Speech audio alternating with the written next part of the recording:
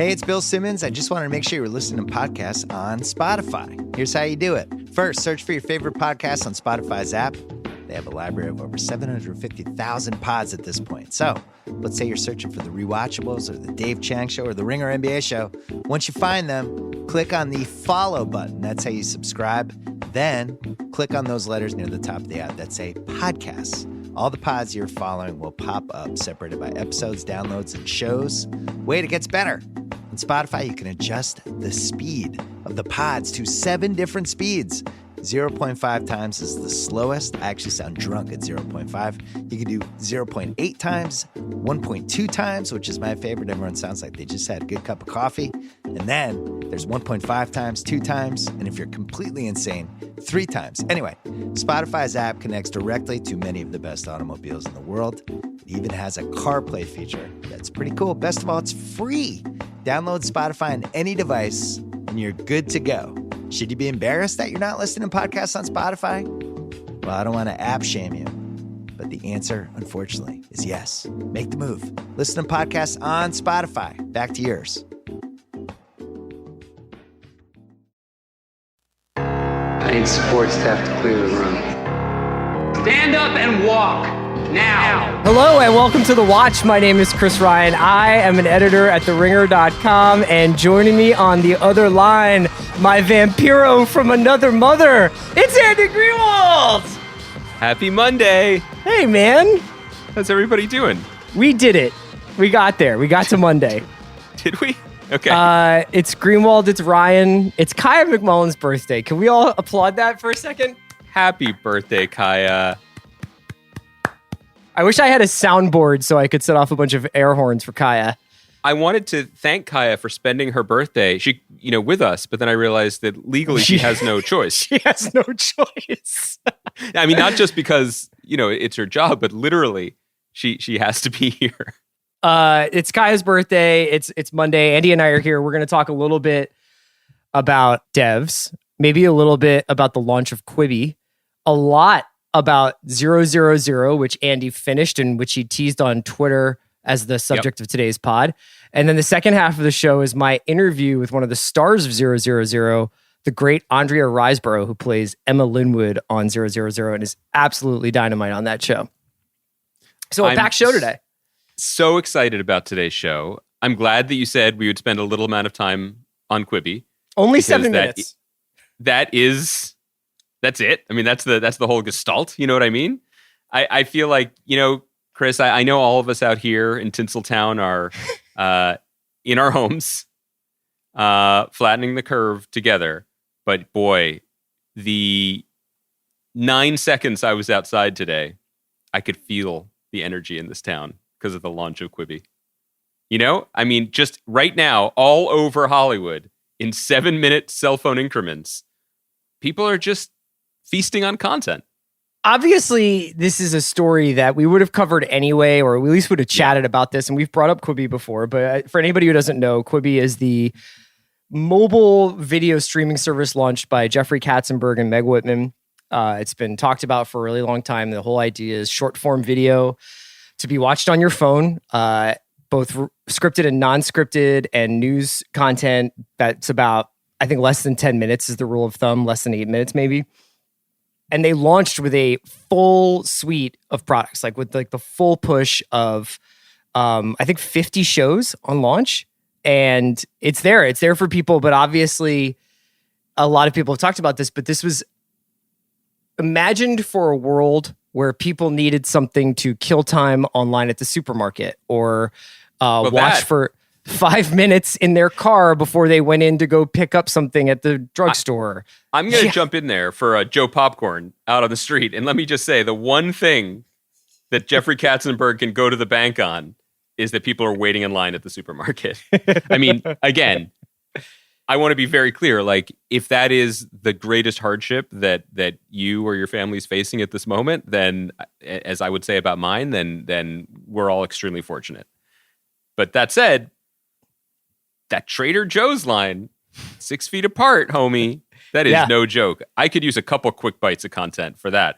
But the larger point is absolutely dead on. it was for commuter culture. Yeah, which currently does not exist. I'm watching on the subway. I'm watching in my commute. I'm watching with 10 minutes. Like, it seems like a really great idea for lunchroom. Like, if you still have a break room at your office, or if you did, and you would just kind of be killing time in the break room during a coffee break or your lunch break or whatever. Can't really get into an episode of ZeroZeroZero. It kind of takes you out of the zone. But I think that they really were building this for watching things in between spaces. And now that Chris, if you were by the water cooler, just trying to just power through an episode of ZeroZeroZero, Ted from HR would just tap you on the shoulder and be like, "Hey, that guy, hey, is he drinking Vampiro, pig's blood? Did somebody just get hit in the chest with a sledgehammer?"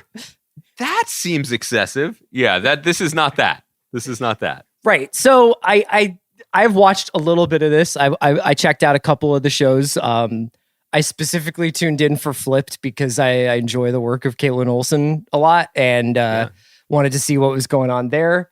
I think we could probably at some point have a more in-depth conversation about specific shows. But I guess I'm curious as to whether or not you feel like you have any use for this in your life, regardless of the context of your life. Like, had this been 6 weeks ago or 2 months ago, do you think that this is something where you were interested in the experiment?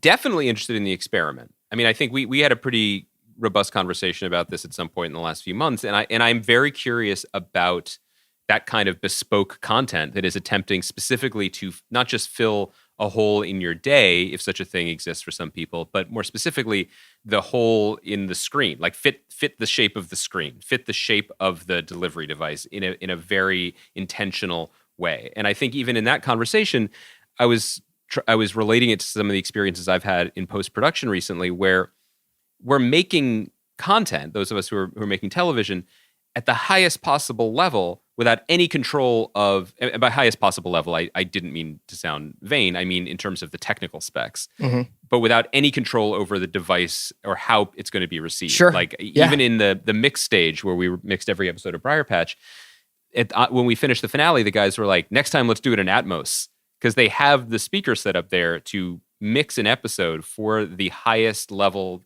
stereo speakers, not even stereo, sorry, Atmos speakers that Dolby made that go through the roof and the ceiling of a movie theater, so it feels like it's coming from behind you and above you and all that. And I was thinking as a home reno project, I might just do that at my house. Just personally home wire my personal speakers. Just hang every Sonos that we've ever received on the ceiling. My dad, rest in peace to my father, who passed away a long time ago, but spent most of his adult life that I was around for trying to perfectly equalize the speaker system in our home living room. He had all this Swedish equipment for leveling it out so that he could hear this one Beethoven symphony completely perfectly. And then I turned 8 and I was like, I'm not leaving the living room, so I'm watching Seinfeld while you're trying to do this. Oh man, I was. Did you ever play the Seinfeld bass slaps through his perfectly calibrated Swedish system? No, I still don't know how to turn it on. It's still sitting there. Anyway, you were saying that's beautiful. No, just that it feels like technology and effort that isn't fitting the moment, and so I kind of appreciate that. The thing about Quibi is, it's being made specifically for one screen and one kind of viewer engagement and one kind of viewer experience. So one size for all, basically. I believe that's how socks work. I kind of talked myself into this metaphor. But as opposed to, even, again, for Briar Patch, we made a seamless version for one day when it's streaming with no ad breaks, and we made an act break version for when it's on USA, and we did the sound mix and blah, blah, blah, blah. And you're doing all these different versions, and it's going to be on... Someone's going to watch it on their phone. Someone's going to watch it on their iPad. Someone's going to watch it on their parents' TV with their perfectly calibrated Swedish system and maybe appreciate all the nuances we hid in there. I don't know. This feels more economical and thus is kind of interesting to me. Also, purely creatively, I think it's a cool challenge. I do. And I think that's probably one of the reasons why so many interesting and surprising people signed up to be in the first wave of it. Because, instead of being told as a writer, dream big, do anything you want, and then have your vision, winnowed down due to technical or production or financial reasons.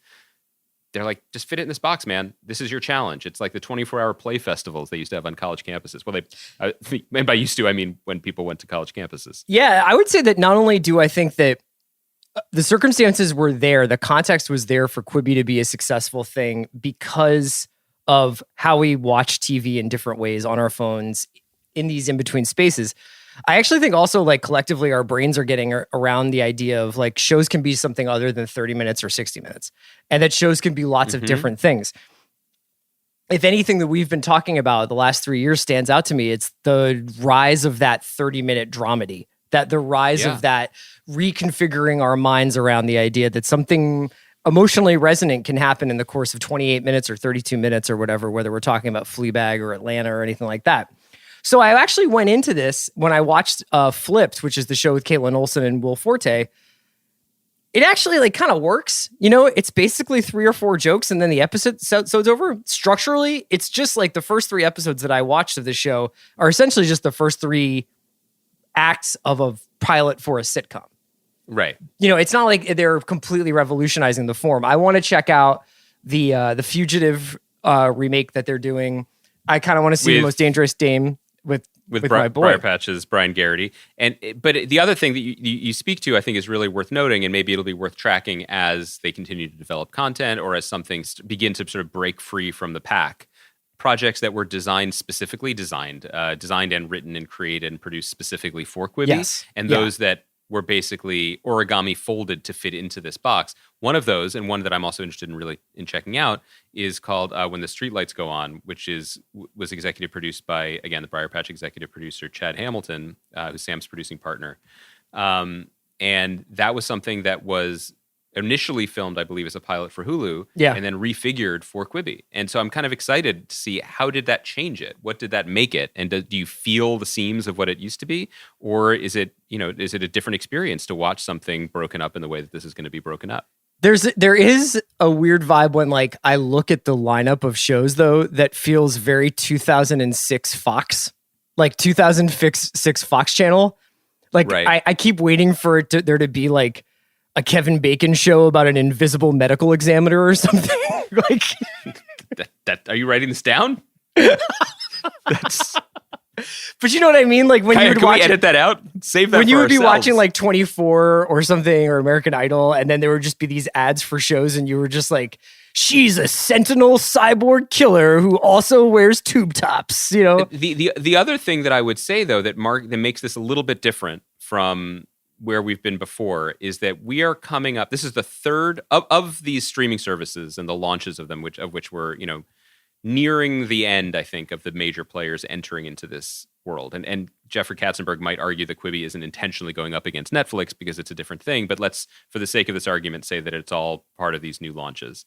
The last 3, if you count Quibi, Apple TV Plus, and Disney Plus, not giving up the joke. Sorry. I never give up the joke. They are similar in that all 3 launched without any really established. I mean, Disney Plus launched with an established library. I don't want to say that that's not the case. That's what it did launch with. But of established library of TV shows that appeal to the general public of TV viewers as opposed to children whom I like and respect and live with. And whose demo you are a big proponent of. Big proponent of. Family viewing of Onward yesterday. Really ready to report back on that if we run a little thin on stuff near the end of the show. Once we finish 000, we can talk about we can pivot. Yeah. Of the 3, Quibi came hardest with like, look, we have to show you stuff. We're going to show you new stuff. They have the most content at launch, which is a choice, and definitely a choice that also it can be made when you have deep pockets, which is what Katzenberg and Whitman put together for it. We're starting to see, and there have been a couple things written recently on the margins of the trade publications, questioning the success, or at least the current success, of Apple TV Plus and Disney Plus, primarily because they don't have new stuff to watch. Right now, I think the Frozen 2 and Onward thing, dumping them onto Disney Plus when they did, is really smart. Obviously, got me watching it. But other than The Mandalorian, there hasn't been something sexy or spicy. No, and we don't really know the Marvel did a big update on like how they were moving around their movie releases. I don't know what the state of Falcon and Winter Soldier, WandaVision, etc. Where those Marvel shows are landing now. Yeah, and Apple TV Plus just continues to feel like the world's most expensive vanity project. It feels more like a network than anything. It feels more like an old school NBC, ABC, CBS network where they're really only adding one show at a time. It seems like, and that those shows are just kind of like almost existing in this weird bubble. Some of which, like with Mythic Quest, which I liked quite a bit, but kind of came and went a little bit, at least in my interpretation of its impact, and was available for binge. And then Morning Show, which I think probably got a lot of eyeballs due to the Apple Watch and the star power that was attached to it. But Amazing Stories is Amazing Stories the first one out yet? I don't even know. I'm trying to think of like Little America got a little attention. The M. Night Shyamalan show, but I like The Servant. It doesn't feel as inevitable. The other thing that I want to say about Quibi before we move on was, I don't know if anyone else is feeling this way. This is just sort of my report back from quarantine, the quarantine on Daddington Island, which is that my relationship with I think everyone's relationship with their phone is problematic at this moment. It's pretty intense. People, a lot of screen time, but also I am thinking about it when I'm not looking at it to a degree that I didn't used to, because it is it takes willpower not to go down into a sinkhole of concern and everything else that's going along with, engaging in the outside world right now. Because of that, watching something like a movie on my television set, or watching a prestige miniseries on Netflix, like I chose to do with my wife this weekend, and we'll talk about that in a minute. It was unorthodox. Feels as transporting as reading a book did just a few weeks or months ago. Yes. Partly that's because I'm not currently sitting in front of a screen for my job at the moment. I'm not, whether I was editing or writing, but the phone now seems like the conduit to trouble. Whereas the bigger screen doesn't feel like a screen anymore. It feels more like an escape. And because of that, I don't want to spend extra time, even if it's watching the wonderful Brian Garrity along with Boyd Holbrook in The Fugitive. That feels connected to the trouble spot, because it's just a swipe away to learn more about anti-malarial drugs and how they're being hawked from the White House. So when you're watching TV, or like when you're watching Unorthodox or ZeroZeroZero or whatever, are you doing it phones in the other room? What are you doing? I'm trying to. I'm the other thing is, I find, and this feels like a small nuance that I don't know if we've talked about much, because we've definitely talked about second screening it. There's a difference between watching a show solo and watching it with one's spouse, partner, roommate, or whatever. Oh yeah. At least in my experience, or maybe in our age demographic, I don't look at my phone at all if I'm watching a show with my wife. Now, partly it's because she loathes cell phones and would get very cross with me if I had it out. But also because, for whatever it's worth, I think it is an attempt, or hopefully a good faith attempt, to spend time together, even if we're engaging in something external. Sure. There's a third party involved, but that third party is just the one screen, not three screens that you're both looking at your phone and also watching a TV screen and not interacting. So I would say that in our experience recently, whether it was choosing to watch Unorthodox and treating it like an event that we were enjoying, or taking advantage of some of the great art house films that everyone knows I missed when they were in the theater last year, and how they are now beginning to it feels like they're migrating to streaming services a little more directly. That's partly, I think, because Neon, that put out Parasite and put out Portrait of a Lady on Fire, for example, now has a relationship with Hulu and putting those movies on Hulu. And so Never, Rarely, Sometimes, Always was made available this weekend. Right. So it took away the thing that has been a problem, which I've talked about at length, which is the let's sit down and debate what we're going to watch, because we remember 9 things, but not the one thing that we want. Sure. So we've sat down with purpose. But yeah, it has felt more like And maybe the answer is staring me right in the face. Maybe the answer is because we can't go out and do something. So you have to make more. You have to eventize, as Jeff Zucker used to say at NBC, a night on the couch. It's really strange. I've been noticing how time passes differently depending on what you're doing. So sometimes I'll be reading a book and I'll be like, oh, I just got lost in it, the Robert Louis Stevenson-esque transporting world of fiction. And then I'll look at my phone and 10 minutes will have passed. It's just not moving fast when you're reading a book. But I do Chris, find can I make a suggestion? Have you ever played My Little Ponies with a 3-year-old? No, because but I did crack the PS4 this weekend. God, I'm so jealous of you. You can't look at your phone when you're playing video games because you're using your hands. It's really fun. That's great. Yeah. I'm so happy for you. I was just saying that, like, I think that the two things that I've noticed that have really been like great time eaters have been the hour-long drama. Like, I was savoring Ozark this last weekend because I was just like, I have something to look forward to. This season is the best season that they've done. We're going to be doing more Ozark stuff later in the week. And I look at it and I'm like, I know that I can just eat some time in chunks with these hour-long shows, and the only other thing that really vaporizes time for me right now is my phone. It is looking at 35 different things online at once, and Twitter, and kind of just like nosing around in there, and then looking at YouTube for a few minutes, and then going back to Twitter, and then going back to Instagram. And as much as it makes me feel completely crazy, that's the thing that I feel like almost feels like a more natural use of my brain, which is terrible. Yeah. But then does that mean, just to bring it full circle, and obviously we're just talking, it's conjecture because we haven't actually attempted to do this, but does 7 to 10 minutes of a show on the device that you're using to just basically give your brain little like cat paw flicks of dopamine, does that feel long at this moment? Do you feel like you could look at your phone for 10 minutes just for one story? It's interesting that you phrase it that way, because when I was watching that show Flipped, I was like, I actually think I would be a little bit not frustrated. It's funny. It has like a kind of a Kimmy Schmidt vibe to it. It's profane. Caitlin Olsen's great. Will Forte's great. I've enjoyed the stuff that I've watched on it, but it's hard to imagine being like, it's Flipped night, time to watch a 25-minute episode of Flipped. I only would watch this in bunches. And if it's going to be either 4 episodes of a half-hour bunch or 4 episodes of 7 minutes at a time, and they each get to have 3 or 4 jokes and get them off and then make fun of HGTV, that it's okay. But I don't think I will ever be the kind of person who's like crunching video while standing around in the aisle of a supermarket, though. Yeah, I don't think so either. So I think it's worth saying, just and we could apply this as we go forward.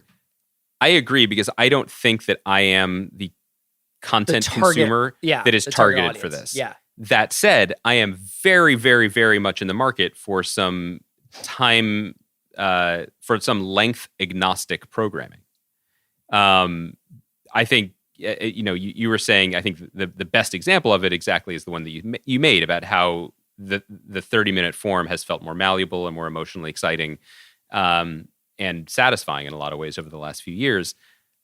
End of the fucking world, we still talk about it a lot. And one of the reasons I think it had such an impact was because episodes could be 16 minutes. But to deliver that and to deliver what it did in that time felt fresh and exciting. And it also spackled over a different kind of hole in your life, or at least your life on the couch. Yeah. So I think my thing is like, I think it's really easy to be cynical about this and about Quibi. And I certainly didn't, not a lot of the content jumps out at me. I have not gotten to go through a lot of it, but there's plenty of it that just doesn't appeal to me at all. But that being said, I'm not like you. I'm not really willing to write off the format yet. Yes, I don't want. I guess what I want to say is I don't want Twitter, the streaming service. I don't want it to feel like that. So we'll see how it develops. Which of the many programs we've watched should be the beneficiary of this segue from short content to longer content? Great question. Should we do devs? We should talk devs a little bit, because perhaps unfairly, devs this week I was definitely considering a second, third, or even fourth screen. I struggled with it. Yeah. Is it because of the intensity of how intellectually demanding it was in terms of its dialogue, and essentially it was a series of two-handers, or? I think that we've said repeatedly that this is essentially a 2-track show. There is a high-minded, aesthetically driven, hyper-stylized head trip that we are here for and that we enjoy. And it's the same sensibility that made Annihilation, Alex Garland's previous film, something that was really worth your time and worth the discussion, even though I think it kind of didn't work as a movie. And, I also, as people who've listened to this podcast know, we really like Jeff Vandermeer's book, and we had him on the podcast, and it didn't quite do that. But it did something, and it did something with real style and real intention, and so we really admired that. So that's one track, and I think the show succeeds on that track. The other track is the character-driven, shoe-leathery whodunit. And for me, this episode, which was very much a binary episode, right? It was two-handers. It was just two people talking, it was and then two other people talking. Jamie and Forrest on the outside of the house, and then Katie and Lily on the inside. And again, from a purely creative standpoint, I admire that Alex Garland went right at that the squishy part in between those two tracks and made an episode that was specifically about that. The problem is, I think the second half of the show let down the first half in such a major way in this episode that I found it a tough hang for an hour. And one of the main reasons for it, and I take no pleasure in saying this, is that Nick Offerman and Allison Pill are operating on one level, and unfortunately Lily and Jamie on a character level, and I'm sorry to say on a performance level, I think are not quite up to that. And so because of that was laid so bare in this episode, and what half the people were saying was so interesting, and what the other half was saying felt very banal, I started to disengage in a way that I didn't like. And then came the real sticking point for me, which is at the end of these two conversations that we watched. You also hate Frisbee. That probably was also... I have always hated Frisbee when it is untethered from its natural companion, golf. You know what I mean? Like, don't do that. Don't give me a peanut butter sandwich and forget the jelly. At the end of the episode, the two more interesting characters to me, Katie and Forrest, are snuggling up, as they do. Classic lovebirds. Been shipping them since episode 1. And they're like, the thing about Lily is she's so interesting. She's so smart. Right. She's so brave and compelling. And I'm like, you're telling me this a lot, show. Yes. But you can keep yelling it to me, but I'm not sure I'm buying. And that's where it left me. Jamie and Lily, I was trying to think of like why I found the most interesting scene that Jamie has done this season to be the one that he did with Kenton in the bathtub. Partially it's because obviously he's showing a different emotion than the one that we've seen a lot of this season. But I think that while I agree with you that the performances were perhaps not up to the caliber of Allison Pill and Nick Offerman's, I just don't think that those characters are being served as well by the material as I would like them to be. Totally. Just because they're in the dark doesn't mean that the characters that they're playing have to be obscured.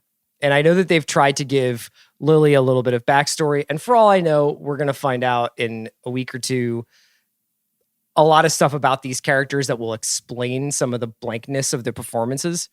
And I'm sure that this is a choice that Garland made where he wants certain kinds of acting and he wants certain kinds of performances to fit against other performances. Yes. But there's something about those characters that just feel out of sync with the world that Garland's created and also with the performers and the characters that they're acting against. And you're exactly right.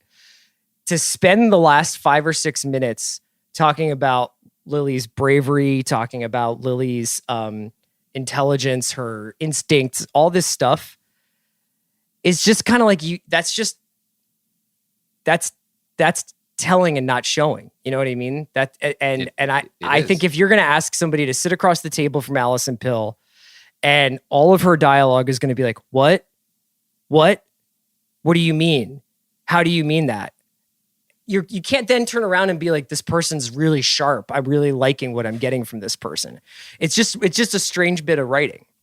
I agree. And I think that you also made a smart point that's worth saying, which is this is not necessarily an indictment of the performers, because I think that there's no question that Alex Garland directs actors in a very specific way. And he wants a very certain affect from them. And it is true and present in Nick Offerman and Alison Pill's performance as well. You mentioned the scene that the Jamie scene in the bathtub, and what he was giving us in that scene was very kind of primal, fear, and emotion. And I think that that's something that Sonoya Mizuno has given us in other Alex Garland films, right? She's a physical performer. She's a dancer. And I think he likes deploying these people like instruments, you know, or even like action figures. He's positioning them in certain ways. I think Kubrick asked the same thing from certain performers. It's Kubrick-y. Yeah. That's the thing I was going for. I think it's clearly influenced by Kubrick in a lot of ways, but in terms of what he wants actors to do, it's very blunt, and it's very external. Right? I think because everything else, they are just playing small melodic lines in what is a larger symphony that is being very much conducted by a person, in this case, Garland. I texted this to you, not that anybody gives a shit about that, but I do wonder what it would have been like if Pill and Mizuno had flipped roles. Because Pill brings a kind of nervy energy to her part that I think would have helped Lily. I think having a little bit more rawness on the surface for Lily would have been really interesting. And I think the part of Katie, if you want to play it reserved and you want to have a kind of flat affect, I think that works fine for Katie, because Katie knows the future. You know, Katie and Forrest are these characters that are almost plagued by their own certainty of what's to come and the role that they have in it. Lily is supposed to be kind of grappling with all of this and grappling with the death of her partner. And I just am not getting, you're just not getting that much kind of like emotional reaction. It's not that there has to be, I'm not prescribing one specific reaction that Mizuno should be having, but I actually think that in some ways the two actors are playing the wrong characters. I think it's really interesting. I will say that even in the midst of some problematic, for me, storytelling, there are just certain things that are so in Garland's wheelhouse and that he's articulating so interestingly and so well, and in some cases quite subtly. You know, I texted this to you because I wanted to make sure people know that I text you back, that it's not just going into a black hole, or that it's, you know, I have your number muted, which is the sort of weird modesty of the tech millionaires of this show. And it's not just Forrest living in the same house where his family lived, because we've sort of established emotionally why he's arrested in that place. But we also, from the very first time we saw him, when he was just with his hand shoveling greens into his mouth, he is not someone who cares about frippery or literally anything of this world. So like when we saw Stuart walk home, where he's also friendly to a homeless fellow who lives outside of his home, except his home is a Winnebago, and his drink of choice is Miller Lite. We've already established that these guys are, you know, God level tech geniuses and programmers, and that they're being paid untold millions of dollars for their work. And it's just a nice little reminder that it's an abstraction, right? When everything is possible to you, what drives you, and something still drives you, and something still makes you happy, and something still makes you unhappy. And whether they're advanced or they're just completely on the spectrum with it, clearly having a fancy home isn't the thing that's going to fill the hole inside of them. Yeah, and I think also it's supposed to be a testament to whatever it is that these people have seen that makes them not give a shit, makes Forrest not give a shit about living in an on-the-corner house near two major thoroughfares, or Stuart living in a Winnebago or whatever. Can I ask you one quick question about because I actually, again, feel totally fine about the devs project. and where it's going, and that there's a event that maybe makes the future unknowable. Like, that's awesome. That's sci-fi. Well, they don't know what happens catnip. in the future, right? Like, that's the well, problem. they did know up to a point, and then something Right. happens. And does Right. the universe end? Does something? Who knows? And I love that idea. That's a Does big Frisbee idea. become an Olympic sport? And it's let fingers effing crossed. My question is, they showed us, and then Katie brags about having seen Jesus on the cross. Yeah. Right. And then Lyndon played audio that may well have been Jesus and all this. And so what she said in this episode, Katie, is that what they can do is if you have like a geotag, right? Like you can, and you pick a year or whatever. It can recreate the moment, yeah. But, I'm not a scripture guy. I'm not, perhaps I'm fallen. It's fine. We can get into that in a subsequent podcast. But what I want to know is there like a timestamp Yeah. on the Psalms? Because I feel like you would have to run the simulation for much of the Middle East spatially, but then also like every second of the year zero, right? Well, I guess for the crucifixion would be the year, 33? It's but I'm 30, saying 32, I thought. right? it's AD, right? So look, we are not of the scripture, but I'm just saying, how Indiana many Jones. times did they tune in their computer space radio and just hear like a bunch of Roman soldiers pissing in an alley? Or And they're like a goat "Nope." taking a dump. Yeah, right. Yeah. Or just some like dude in Aramaic selling brass bowls. Yeah. That's a great I just question. feel like there's a lot of grunt work to this project. It's not as glamorous as Stewart's Winnebago makes it seem. I mean, if you can target, it's Golgotha, right? That's where the deed took place. Look, don't put this on me, man. That's half of your God. You know what I mean? I don't know. You didn't get a newsletter about that or something? I you watched don't have a Slack Unorthodox. channel? Yeah. I watched Unorthodox this weekend. Okay, I'm on my own trip. Oh, that's So- great stuff. That's good stuff. Did you get a chance to check any of it out? Can I just give a little plug and maybe I want you to talk next about week? it. I did not get a chance to watch it. So this is me watching stuff, and I highly recommend it. There's a show on Netflix. It's called Unorthodox. It was co-created by Anna Winger, who I believe was on this podcast with her husband Jorg a few years ago when they created a show that I loved called Deutschland 83. That was on Amazon, and Deutschland 86 followed. I think it ended up on Amazon initially. I believe it was on Sundance Channel. Mm-hmm. Anyway, great show about Cold War era Germany, and this is her new project, and it's based on a memoir written by a woman who basically escaped. And that's, I believe, her word, not necessarily mine. Her life in the ultra-Orthodox community, Hasidic Jewish community of that's based in Williamsburg, Brooklyn, to find a new life. And this is a 4-episode miniseries, so not a huge time commitment.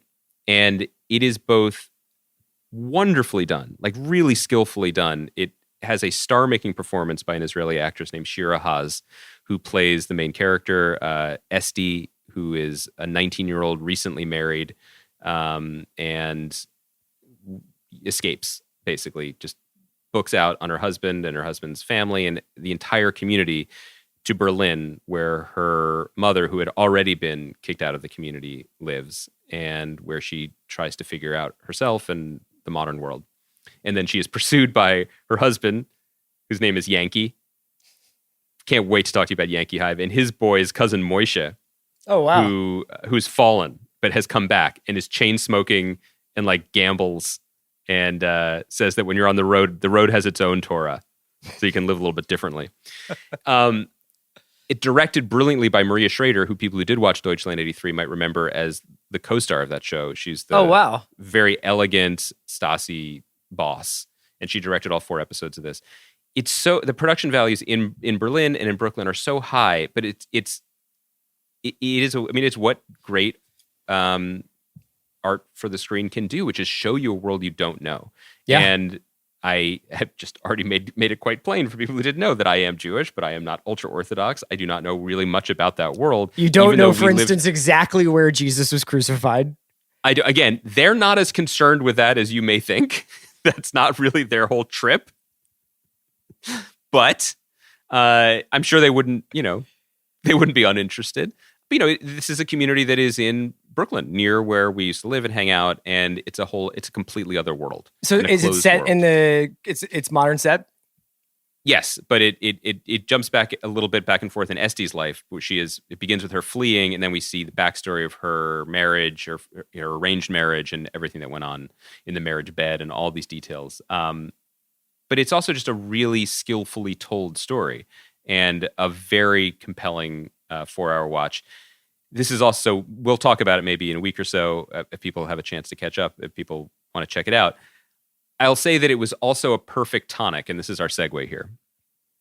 Because right before my wife and I delved into Unorthodox, which we both enjoyed so much, she made the really wild move of sort of walking quietly into the room and settling on the couch with a well-thumbed issue of the New Yorker magazine, just as I was firing up the final episode of ZeroZeroZero.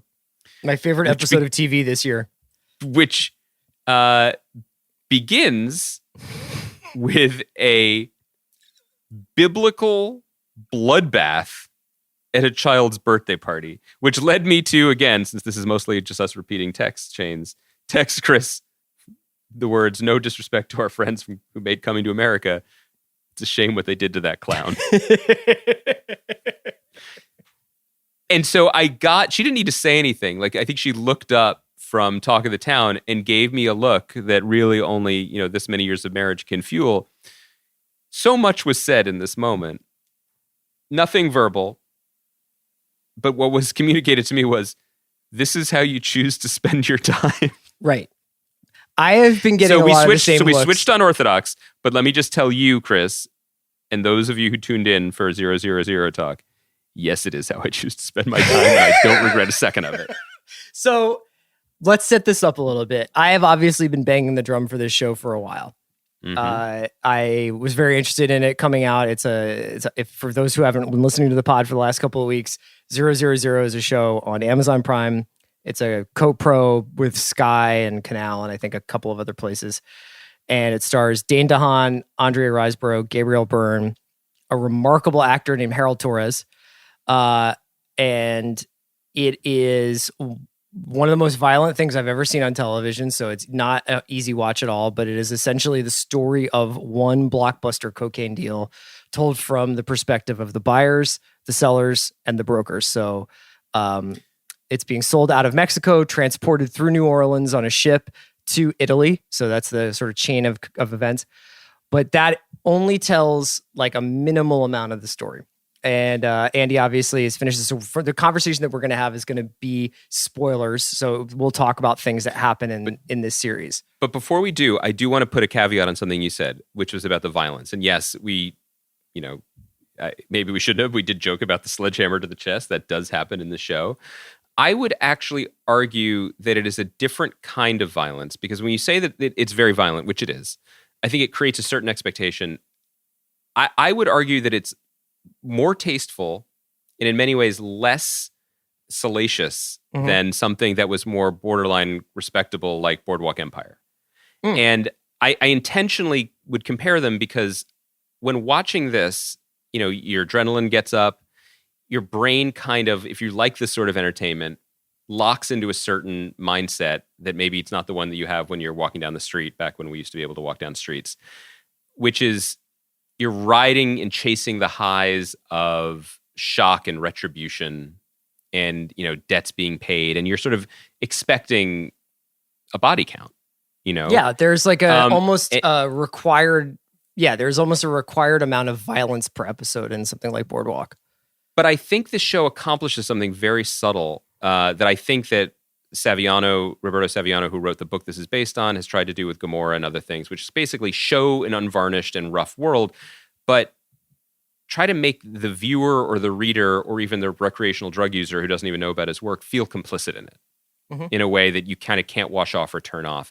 And what I noticed as I was watching the show, and I did start the first taste was free, as I was joking, and then you really start wanting more and more of it until you finish the season. I caught myself wanting to linger more on quote unquote justified revenge killings or whatever. I found myself expecting and almost wanting to linger on stuff the way Scorsese sometimes does in his mob movies, the way Boardwalk Empire definitely did, which is that thing where you build up a monstrous villain who does all this stuff for 6 episodes, and then when it's that person's time in the chopping block, Just desserts, yeah. They literally are chopped up on a chopping block, and you Right. linger on it. Right. The thing that this show did that I think is worth just mentioning as a blanket statement before we get into the specifics, it doesn't give you that. And then it leaves you feeling weird for having wanted it. The people who deserve to die, quote unquote, whatever that means in fiction, pretty much do. And even a lot of them who don't deserve to. Yeah. Depending what morality you bring to it. But the show never gives you that one extra camera angle. It doesn't give you, if there's the one guy that you sort of feel like you've been prepared to hate because he's treating the people we are, presented to like in an unfair way, when the spray of machine gun fire goes off that eliminates a bunch of red shirts that you've never seen before, and that guy doesn't get anything special. That guy just gets killed. And there's something that is blunt and denying about that I think is built into the whole production in a way that I really admire. And with few exceptions, I would say that it is not torture porn. There's one character who I think you're like, he's sort of McBainy, where you're like, oh, like this guy is kissing his pregnant girlfriend and being like, baby, everything is looking great. I'm just going to the nightclub for a second. That guy honestly doesn't fare well. But for the most part, I didn't find myself worrying for characters. Well, there's one of the main characters, and then after this, maybe we'll switch to spoilers. Is literally says, "Boy, I can't believe we pulled it off." Yes. Oh, buddy, come on. But you know what I mean? It's like it's like by the time when violence happens on this show, it definitely feels like it's an extension of the actions of the characters and not something that they're using as like, this is the hammer we have to drop to make it all worth it. And just to say, it's the last thing on this before we get into spoilers. If sometimes we put this little sticker on shows we talk about. If you are on a meta level or an industry level, if you're a fan of just how stuff gets made, watch the show. Because I do not know how they made this. Just in terms of I said that to Andrea Riseborough. I was like, I more so than like Endgame or any like, blockbuster. Yeah. You just watch this show, and this is actually a great segue for the thing that I wanted to point out first. So I think the first 2 episodes of this show are pretty good. They're obviously incredibly immersive. There shows in at least 3 different languages. It's in Spanish, Italian, and English. So it's a lot to process, a lot of different languages to process, a lot of characters to kind of fix in a map. And the first 2 episodes, though, are largely like, they're pretty crime 101. There's like rise to power stuff. There's like a lot of talking about like the business that people are in. And it's set in these 3 different places. And you're kind of like going along with it. And then when they get on the boat, so there is a ship that leaves for New Orleans that is heading to Italy. And that ship is filled with the cocaine shipment that's going from Mexico to Calabria. And what happens is that cocaine shipment becomes a character unto itself. And sometimes it takes the shape of the ship, and sometimes it's in a truck, and sometimes it's in a Bitcoin, but basically that's the main character of the show. And when you start to read the show through that lens, it unlocks it. And the other thing that unlocks it is this show just levitates off the ground and never comes back down. Because you watch a lot of TV and it kind of cycles through 3-4 locations. Just practically that speaking, shows have to do that. I cannot tell you the feeling I got when that ship took off. And in the 3rd episode at some point, Dane DeHaan's character, Chris, is kind of like, basically trying to get his ship to any port, and he figures out that he can get it to Dakar, to Senegal. And you're like, okay, cool. I wonder how they'll go back to New Orleans here.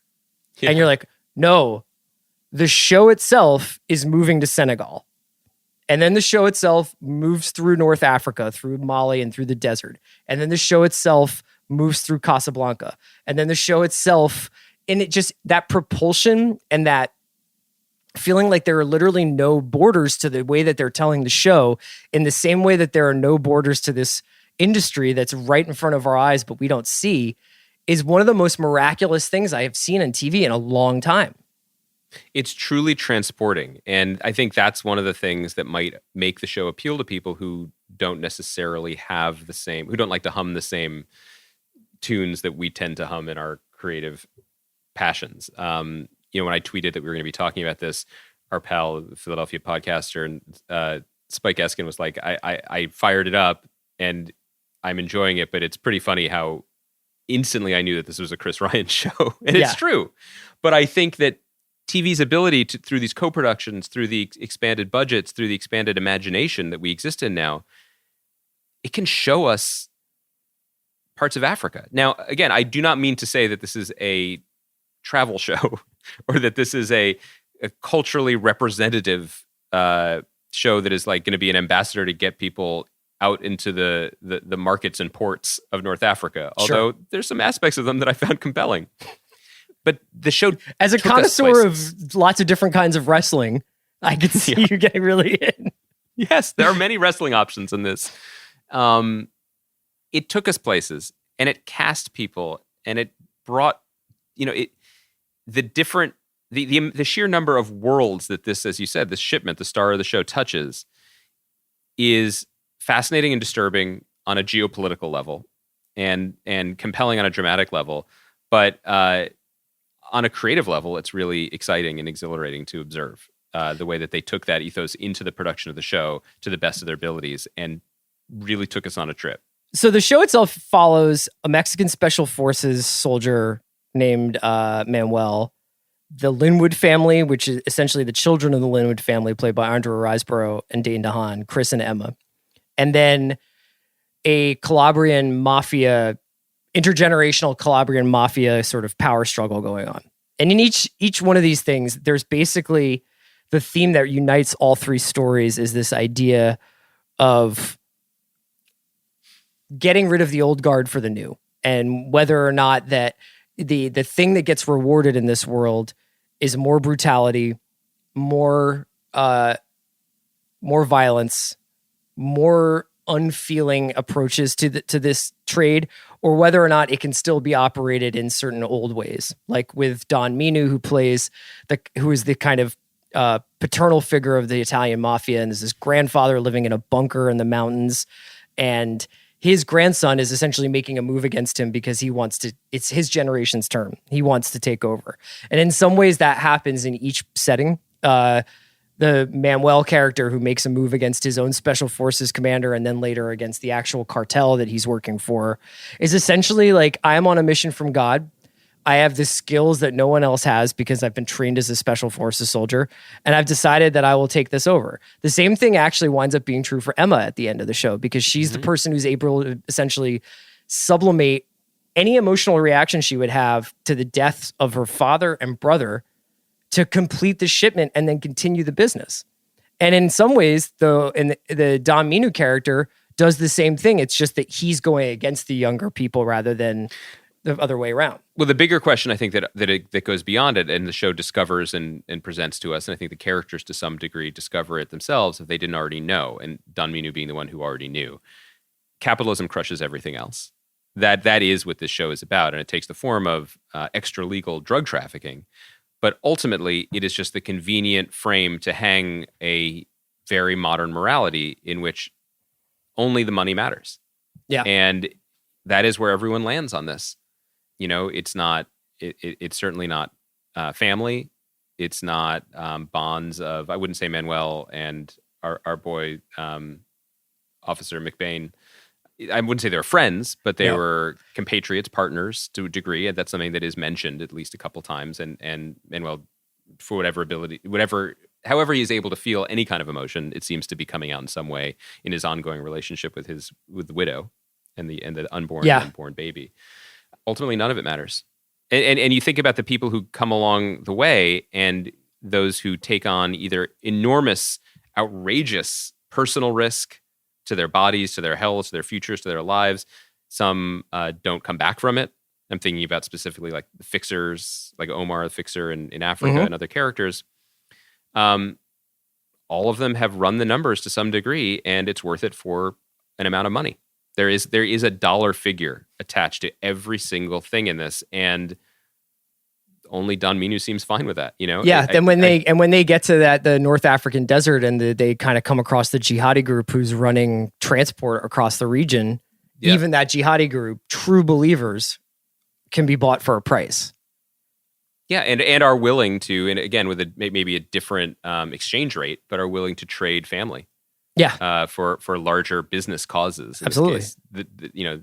I don't think it's cynical to say that their religious cause seems pretty similar to a financial and business cause in many ways, in the way they're presented. Would you say that stuff? Which character really leapt out at you? Because when you tweeted this out, I think somebody in your mentions added me and said that they felt like the Harold Torres is doing like Toshiro Mifune stuff, and I think that's like obviously like a very, very generous comparison to Torres, but I don't think it's like so far out of whack that you can dismiss it out of hand. Like I think that he gives an absolutely stunning performance in this show. Yeah, I think that it is truly an ensemble show, and characters, some actors are only in one episode, some actors come for a couple and make more of an impression than others. Across the board, it's an incredibly well-acted show. I think that without question, the standout, other than Andrea Riseborough, who you're going to speak to, the standout performer is Harold Torres, and I think that's because he found in a show that doesn't really go for the highly stylized character work that you might find in other, like in the kind of more over the top drama, crime or drug stories that we were referencing earlier. He has the character that has the most meat on that bone. Vampiro, and just because he's both dead-eyed and religious and savage and compelling, but so much of it is the performance, right? Because he makes a choice as an actor very early on how to carry himself physically, how to carry his body, his eyes. And the more he does and the higher he rises, just the more outrageously charismatic and disturbing it is. And ultimately, I think he triumphs. There were moments earlier on when I was like, this feels... it never feels kitschy, but it felt like a really big, chewy bite of something that felt out of whack with the rest of the show. The religious beliefs of the character felt, in the beginning of this season, you're like, is this going to somehow be used to explain his behavior, or is he going to have some sort of moment of redemption? But it actually makes him into such an enigmatic figure, because he is obviously someone who is looking for direction from God, but the absence of the direction to him affirms the choices he's making. If God didn't want him to do the things he was doing, he would say so, essentially. Right. And I think there's an element of the performance and the character and the religious thing that feels a little bit like Mr. Blonde dancing. Mm-hmm. But Mr. Blonde dancing in like Triumph of the Will, right? Like it's just like these are... You kind of want the killer who has a little panache. That's it's a Coen Brothers thing. It's what I like in fiction, but it didn't necessarily fit in this world at first. I sure, thought. But you know what I think it does work is when later in the series he takes the widow of the guy he killed and who he is sort of courting, to church, and there's snake charming and there's writhing on the ground and speaking in tongues. And she's like, you're a whack job. I totally agree with you. I'm so happy you mentioned that scene because, and I don't know, I reached out to Maurizio Katz, who's a good guy who I know a tiny bit, and he took on a lot of the writing and adapting and show running of the show. He previously worked on The Bridge and on Maniac with our pal Patrick Somerville. Anyway, I wondered if it was his edition. Because I know the book ZeroZeroZero is really more reportage. It's like Saviano being like, and this could happen, and this could happen. Although we should point out that it's not without its detractors. Like for as titanic of a figure as Saviano is in the world, like Mark Bowden wrote like a slightly critical review for the Times where he was just like, this kind of plays a little fast and loose with fact and fiction and legend, and that's kind of the role he plays, where he's just like, let me tell you a true story that's going to like absolutely blow your mind. So he's kind of getting high on his own supply a little bit in terms of drama. This book was kind of him being like, I know stuff, man. Yeah. And a lot of the characters and scenarios were invented for the show, which I think was a good thing. But I wanted to say specifically that church scene and the line that it all hinges on, where she's like, why'd you take me here, weirdo? I thought you were going to take me out for an ice cream. And then a day later, he's like knocks on her door after a whole lot of shit has gone down at like midnight and said, "I'm here to take you out for an ice cream." And Yes. that line is so specific. It's so human and so weird. And it did everything you're saying. It brought down the extravagance of the character back into the rest of the world of the show, but also gave it a little bit of fictional crackle that I thought helped power the whole rest of the series. Yeah, I mean, I think that there's a moment there where you're wondering whether or not this guy is going to try and matriculate back into the real world. And the reason why I'm so attracted to these shows, aside from the fact that I usually find them very visually compelling and narratively interesting, is that these stories about the underworld tell these mirror image, but slightly cracked mirror image stories about our society as they're not separated, like they're inseparable to imagine the real world economy functioning out without the underworld economy anyway.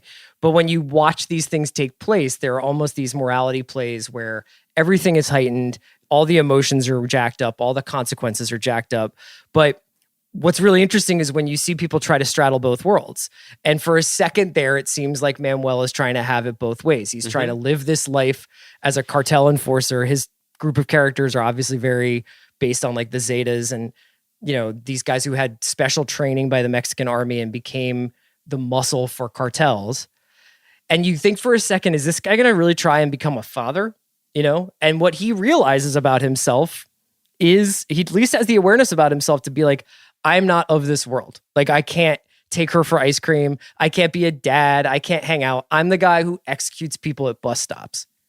He is the dead-eyed future of the drug trade, of potentially of global capitalism, because unlike the Leiras, whom he dispatches at the party, he knows you cannot pretend to be both. Mm-hmm. You cannot have the trappings of a respectable life and go to certain restaurants and have clowns blowing up balloons at your children's birthday party, or even have children, and also do the things that are required to be done in this world. And potentially Emma realizes that too. You know, Chris says to her, "I've never been in love," and she gives him kind of a rueful smile, which to me read also as, "Do you think I have? Or do you think you ever will, really?" Yeah. Or would? And Don Minu still seems to think he can do it because he's playing with his grandson, great-grandson at the end. But, you know, he's 0 for 2 with children and well, the thing that breaks Stefano ultimately is the endangerment of his family. And that doesn't break Don Minu. He's like, if Stefano betrays me or betrayed Emma, and I mean, we could talk, I mean, I think 6 and 8 are masterpieces. 6 is the episode that's largely about Manuel, and it's about him sort of courting this woman while also trying to organize the purchase of a bunch of weapons. And there's a huge set piece in that episode. That also, I think 6 is also the training episode where he's like building the army. And then 8 is when everything kind of gets wrapped up, but it features this kind of Shakespearean ending for the Italian crime family saga where Don Minu has to stab his own grandson in the heart in front of Emma to make up the difference of Emma's family getting killed in the process of doing this deal. It's fucking heartbreaking. Like, I was actually legitimately like choked up. Yeah, there's something about this, and I think maybe we can finish the conversation here. I think I alluded to this a few weeks ago when I started the show. Maybe it was last week. I think we've all lost track of time a little bit.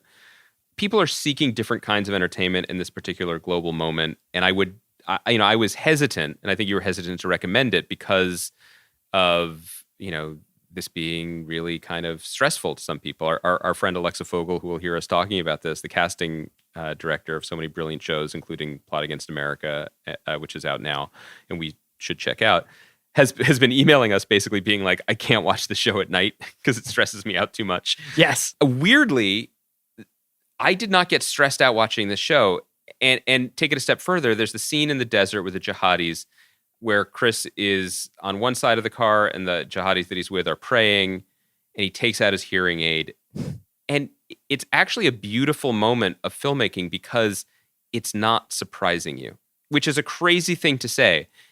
You watch that, and I promise you, like we did, knew something was going to happen and could pretty much guess what was going to happen because it's alluded to earlier in the episode, but also you feel it. It's so set up, but it's that kind of setup where the resolution of it doesn't feel like, you don't feel cheated, like you were handheld. You feel like it resolved.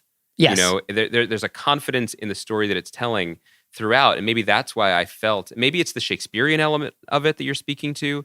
Maybe it's just the doom that's shot through the whole thing. So it never once tricks you that there's going to be a happy ending. This isn't a show about that. It's also sumptuous. I mean, like, it's way closer to Michael Mann than it is to, I don't know, like it's than The Bridge or something like that. Like it is so stunning to look at and to listen to. The Mogwai score for the show is unbelievable. One of the best in recent memory for any show. I guess what I want to say ultimately about it is, and I think this is why I loved it so much, the high it gives you is not a cocaine high, meaning it is not just like little bumps that make you jittery, that make you uncomfortable, that make you nervous, that make you like, not, it has a much more grounded emotional sweep to it. For sure. That I found deeply satisfying. And, weirdly, I don't know what this says about me or what it says about the world, but I watched the episodes that I watched later at night, and I felt satisfied by them and, upset and disturbed in appropriate ways. And then I slept well. I don't know what that says, but I just want to communicate that to people who maybe listen to some of these spoilers, but honestly, are worried about getting if you watch this show, you will be like, there's something very affirmative about the art of making TV, whatever it is now. Right. And it's hard to say that this epic international co-pro that looks more like Heat than it does Breaking Bad. It feels like when you finish it, you're like, holy shit, like we still have tons of stories to tell and tons of ways to tell them. Yeah. And also, frankly, in this world too, they don't need to make more, but they could. And I bet they're considering it. And I'm glad we should get out on that note, because I'm glad you talked to Andrea Riseborough, who's an actress who I think you and I have noticed and admired and things. Yeah. She was so amazing in Birdman and a bunch of other recent movies. Even going back to like Shadow Dancer. She's an incredible actress. But this is one of those roles where you're like, oh, she wanted this one. You know what I mean? It is a step out of a lane. She gets to play Michael Corleone. Yeah. Yeah. All right, let's get into my interview with Andrea Riseborough. We'll be back on Thursday, probably talking a little bit of Ozark, talking Briar Patch, talking Breaking Bad. Check out tonight's Breaking Bad. Check out tonight's Better Call Saul. It's very Breaking Bad. I will say that. And could I say also, check out tonight's Briar Patch, because this is the penultimate episode. People have already dinged me that you. Did you Pelicanos this? I don't want to give anything away. I'll say this. This is probably my favorite episode for a whole host of reasons. I can't wait for people to see this one. It's a really weird one. This is the one Chris was on set for. I can't believe we pulled it off. I'm really proud of it. It's different. It's strange. Written by our old friend and podcast listener, Brian Brown. Directed by the brilliant Arkasha Stevenson. I wish we could get them both on the pod to talk about it. And it contains, as I just said on Twitter, it has a surprise in this episode that I'm so excited for people to see. I can't believe we kept it a secret. And we will definitely talk about it on Thursday, because I can't believe we pulled it off. I can't wait. All right, man. Stay safe. I'll talk to you on Thursday. Do the same, Baranskis. Today's episode of The Watch is brought to you by Whoop. At-home fitness is more popular than ever now. People are trying all kinds of new activities, like online fitness classes, running outside, and more. But more importantly, how do you know if your body is staying healthy and adapting to your new training routines? Whoop is the fitness tracker that provides 24/7 personalized data into your body's activities, sleep, and overall recovery. Unlike other trackers out there, it's going to tell you when to push and when to rest. So you'll know if you're ready to crush a body pump class or if it's okay to curl under the covers and binge watch a new TV series. Right now, it could not be more important to have a product like the Whoop Fitness Tracker. Whoop is the best fitness and sleep monitor tracker out there. The wrist-worn device collects 24/7 data about your body and gives you better understanding of your overall well-being, along with personalized, actionable insights to optimize your performance. It accurately measures things like heart rate variability, resting heart rate, sleep recovery, and cardiovascular strain, and has been validated by third-party studies for accuracy. Whoop even has a built-in strain coach feature that actually sets exertion goals so you can work out without losing out on your fitness goals during this self-quarantine. Have you ever wondered how binge watching in bed or falling asleep next to your laptop impacts your body? You can track that behavior and more with Whoop and sleep better with personalized insights to strengthen your immune system.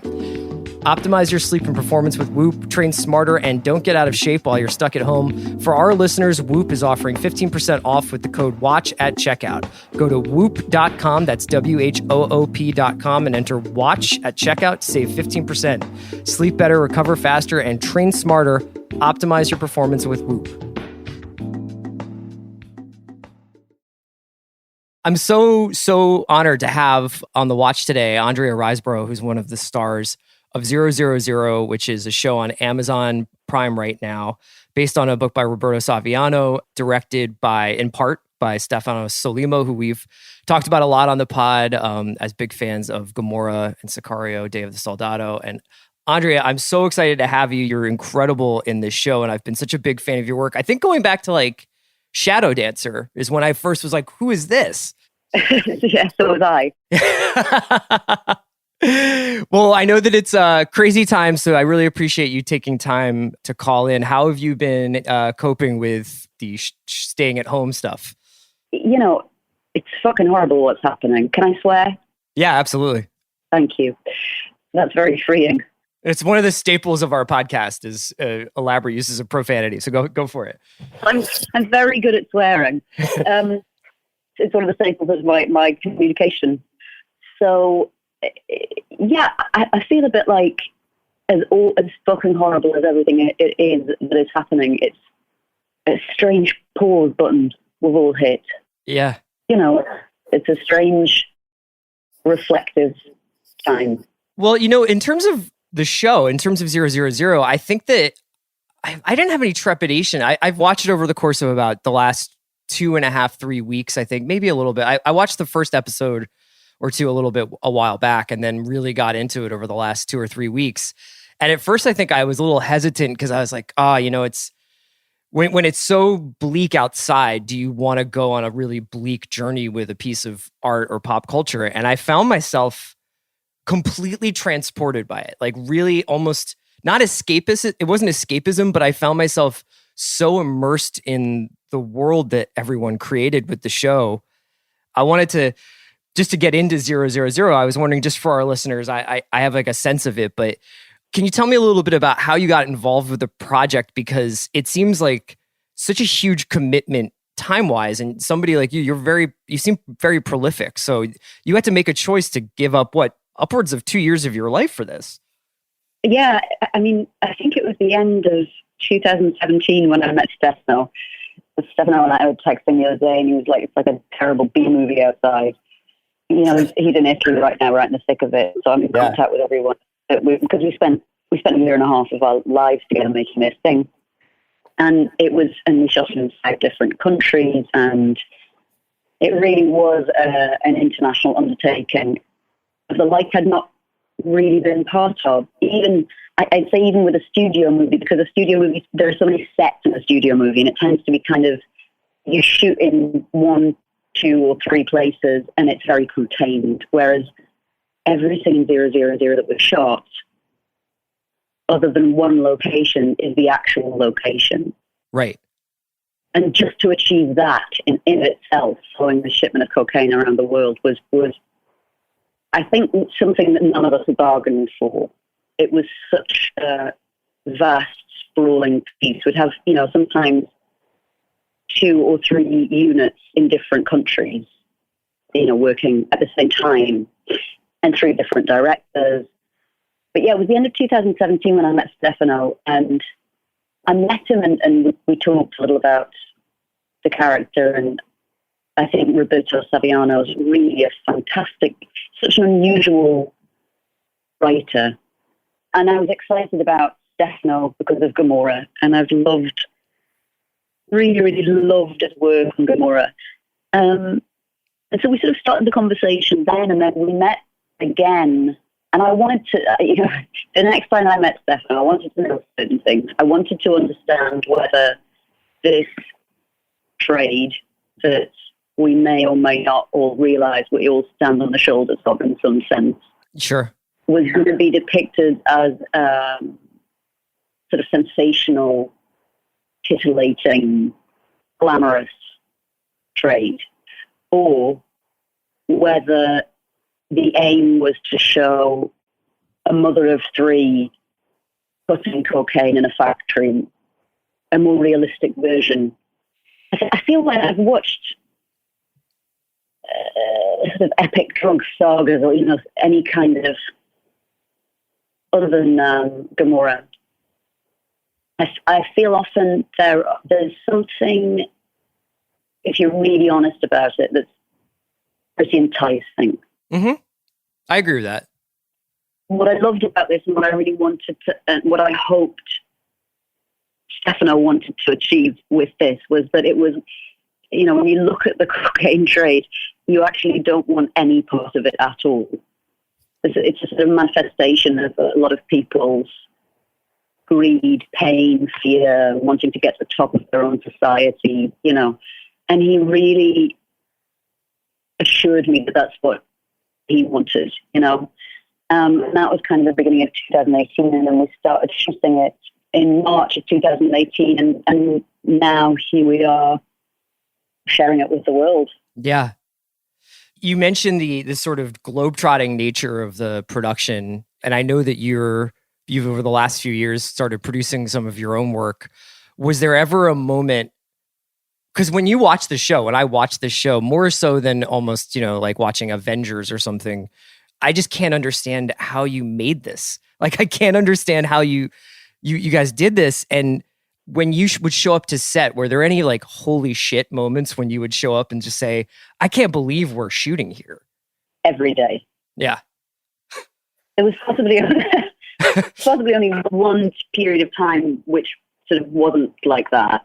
And that was the storyline that's rooted in New Orleans, which is where my character Emma Linwood's family had a trading company, a quote unquote trading company for presumably hundreds of years.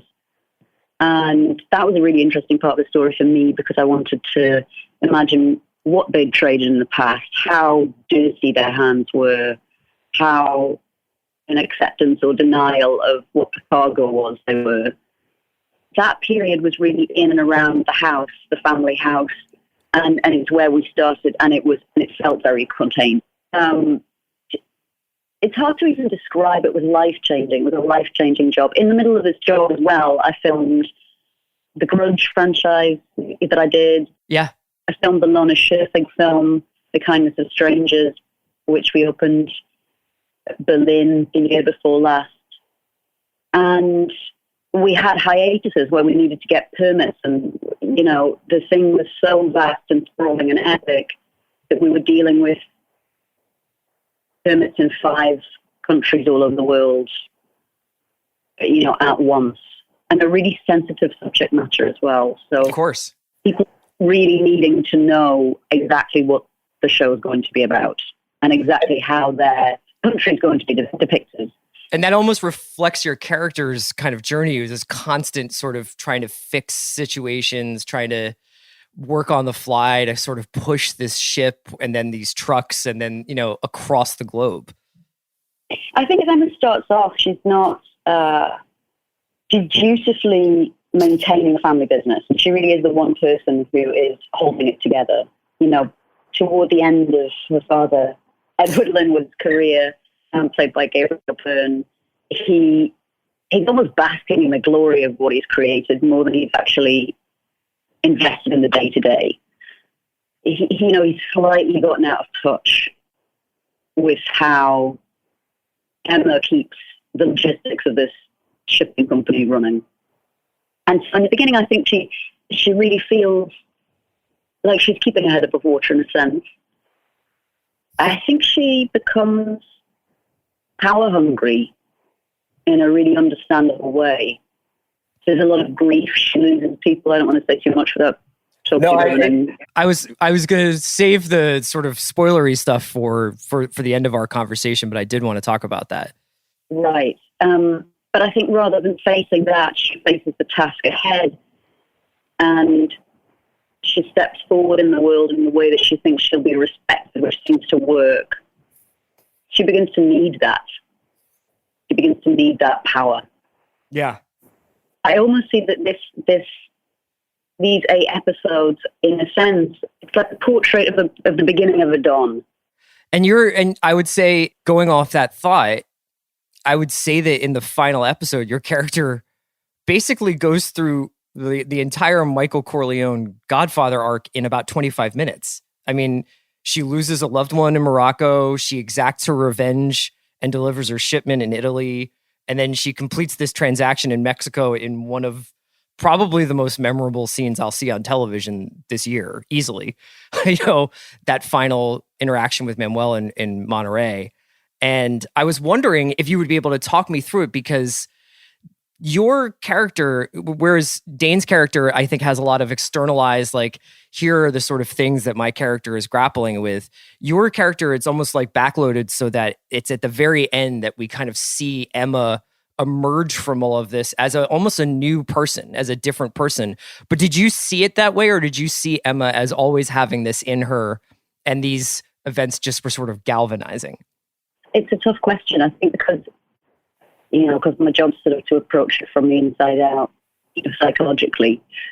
I think with any person, whatever your journey is, whether it be short or long, it's very difficult to have an objective relationship with it, Sure. So I feel almost like she was existing day to day, and what came out of that was this dissociation, which was always brewing. It had been brewing since the death of her mother when she was young. But a dissociation from her own feelings. One of the most interesting things that I really loved about the dynamic between Emma and Chris was that, in a sense, Dane's character is the emoting character. Yeah. Which normally is the space that the female actor occupies. Generally speaking, it often happens that way. And with Emma, so much is internalized and so much stands on her shoulders, and she's not allowed to be in any way the vulnerable one. Right. I think she's even surprised herself how utterly detached she can be from human suffering towards the end. Well, and you have to imagine that the loss of essentially her total, all of her family, prepares her for that moment where she's sort of left the dock then by the time she gets to Mexico. It does. And also I think what's really important to talk about, which is the beginning of the book, is about really sort of the ideology of what it is to be in a crime family and what that means. That this honor is put above all else. And because she's been raised so closely with such close links to this Italian family, and that's really what she's known, I think even she is surprised how she's been in training for it her whole life. Yeah. But I also think there's sort of a glee in that as well. I mean, she surprises herself by how far she can come, and she really is able to operate without engaging any of her feelings. In a way, playing that person for a long time was really liberating. Really? Yeah. Yeah, absolutely, because we are, as women, encouraged to have a sort of fairly deep understanding of our own feelings, and, emotional intelligence is something that's certainly encouraged in women or, anyone who identifies as a woman. And it was such a special experience and such a freeing experience to walk into a room and literally not give a shit about what anybody thought about me. Yeah. And I'm not sure that I'll ever have that again, to be honest.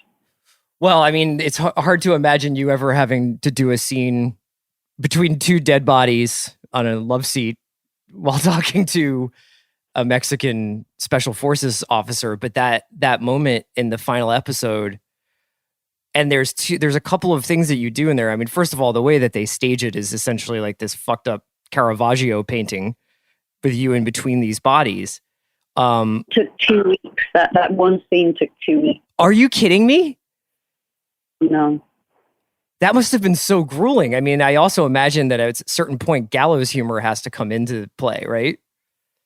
It was in ways you can't even imagine, for everybody involved in those scenes, was so grueling, and they were incredible.